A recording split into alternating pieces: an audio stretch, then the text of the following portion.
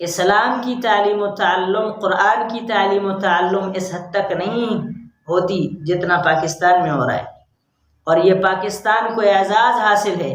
وہاں پر سال کے 5 سے 6 ہزار حفاظ تیار ہوتے ہیں، یہاں پر 50 سے 80 ہزار کے قریب حفاظ تیار ہوتے ہیں۔ تو یہ جس طرح ہم نے دینی معاملات علماء کے حوالے کیا ہے، اسی طرح ہم اگر دنیاوی معاملات اسلامی لوگوں کے حوالے کریں گے تو انشاءاللہ اسی طرح ترقی ملے گی جس طرح ہمارے اسلام کو ان اسلامی یعنی مولوی یعنی علماء نے دی ہے، ایسا ہی ملے گا۔